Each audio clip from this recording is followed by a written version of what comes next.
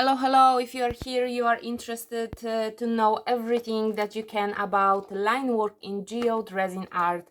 And I'm here to tell you which products I'm using, what are my tips and tricks, and if you want to know where I'm drawing my lines in the artwork, please stay till the end of the video. But first, let's cover the products that I'm using, because I think that it's really crucial and important.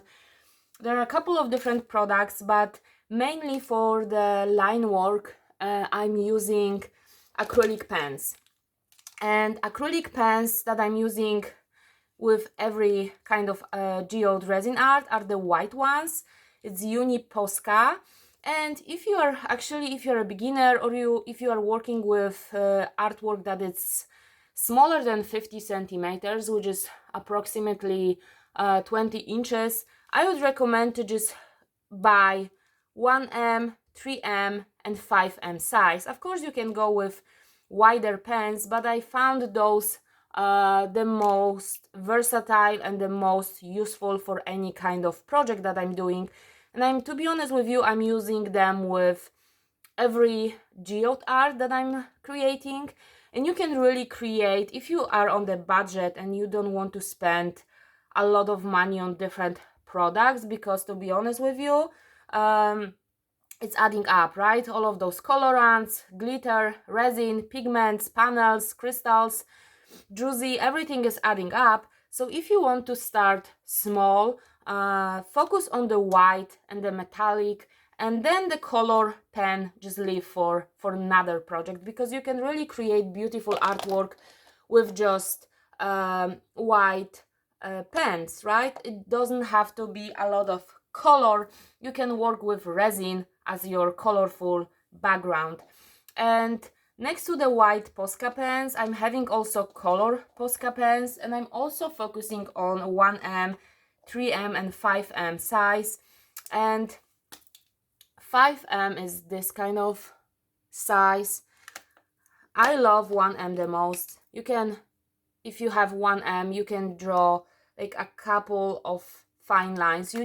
Every time before you start working with pens, you need to shake them very well, even 2-3 minutes. So grab all of your pens that you are gonna work with and shake them very nicely before you even start working with them, because they need to be properly mixed inside. And if you have 1M, it's giving you a very fine line, and then you can draw like 3 lines next to each other, or more lines, or 2 lines. It doesn't matter. But yeah, Posca pens is having also the color resin pens, as I mentioned, and they have it in very different colors. But what I found is that colors that are presented by Posca are very vibrant. Even if I'm using the peach one or the pink one, peach one is maybe not so vibrant, but the pink, the red, the greens, they're pretty vibrant. So what I found is this brand is Tuli Art, and I got them on the Amazon. I think it's a US brand, so to get them in Europe it kind of took a little longer. But they're having something that it's called earth and skin colors, and those colors are much more muted. So if you're interested in much more subtle and muted colors, which are, I think for the geode creations, they're pretty perfect, because you have a couple of different beiges and pinks and greens, and blues, which are not so vibrant, and I think they're much more natural to real crystal looks than what Posca is offering. I think they are looking much more natural, and when you create geode art, it's giving you a better crystal and natural agate vibes. So those are the pens, and all of them that I just mentioned are acrylic pens. And the last ones from the product that I'm gonna talk about are the metallic pens. And you have also acrylic gold. This is acrylic gold from Posca. but I don't recommend using that because it's pretty, it looks like a fake gold. I recommend you to get more gold leaf kind of pens, which is Krylon. This is actually liquid chrome from Molotov, and it's giving you silver, very nice silver look. And this brand, which is Edding, is brand that is very very easily to get in Europe, and I'm having gold and silver from this brand, and the gold looks very natural. So what you want to get is gold leaf pen that is giving you much more natural gold look, and it's giving you like height and look and gloss, right? Don't use metallics in acrylic form. Always use them in a form of, if you go with silver, I would recommend liquid chrome, different sizes. If you go with gold, actually Krylon is having only this kind of edge, like tip, very wide. So if you need fine, you just can go with this brand, but I'm sure that you can find in different countries different products. I'm gonna put my Amazon link to my store in the description, and then you can see my favorite resin products in this, under this link. So you can also go there and see different products that I'm using for resin, which are my favorites.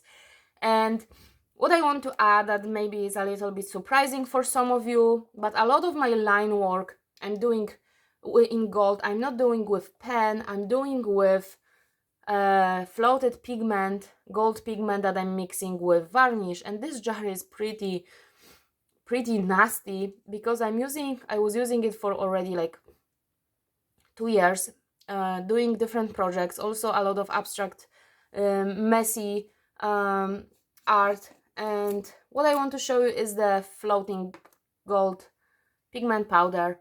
It's very fine gold, and I bet you can get it with different brands, but what is important is that it's giving you a very nice gold look. And when you mix it with varnish, you can use a very fine brush and you can paint the lines around your crystals, around your highlights, and also within the artwork, and it's giving you a little bit more high-end look than flat pens. I much more prefer this finish. It's sometimes, very often, when you make it much more dense with the varnish, it's giving you a little bit of more three-dimensional look, and it's really easy to manipulate it and draw the different sizes of lines with your different brushes. So I really recommend that. I'm using this the most with my artwork. Those pens I was actually using when I was finishing edges of the coasters and other stuff, but this is what I'm using. And my best pro tip when you will be choosing varnish for your floating pigment: don't use varnish that is having any water in it. It cannot be water-based because your gold is gonna turn green after a couple of weeks. It's very high risk of changing the color and getting some green shades. So please remember to not use any varnishes that are having water. And with that being said, my best tips about drawing the lines, right? So my best friends when I'm drawing lines are those. I'm always using baby wipes. Just get baby wipes that are water-based and they don't have any lotions or any perfumes, any additions, just pure baby wipes. And I'm using cotton, very soft as possible toilet paper, because every time I'm drawing the lines, I'm starting to check the colors, experiment a little bit, and before, not even when the lines are cured or when they're still wet, it's so easy to wipe them from resin. So you do the line work, is the stage of creating geode art after you pour your main base with resin, right? You then start to drawing lines. I usually start with metallic, but there is no firm rule about drawing the lines. What you need to remember that those two products are gonna be your best friends, because the beauty of drawing lines with acrylic pens, those are not so easy removable, those metallic pens, but drawing lines with acrylic pens, it's very very cool because you can easily remove them. You can wipe them every time that you want to and redraw them again, so you can really test different colors, different places on the artwork, and different even shapes of your line. If you can test very flat lines, you can test a little bit more wavy lines, and you can see if there's something that you really like, and if not, you can wipe them and you can redraw them.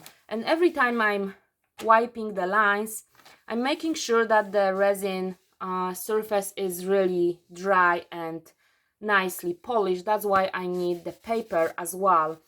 If you will leave some particles, if there will be a lot of dust, like particles left over from your previous lines, you will start to get issues with your pens. So remember to clean your surface before you start drawing if you want to have very nice smooth lines. And it's very important to always shake them very nicely even before you are using them.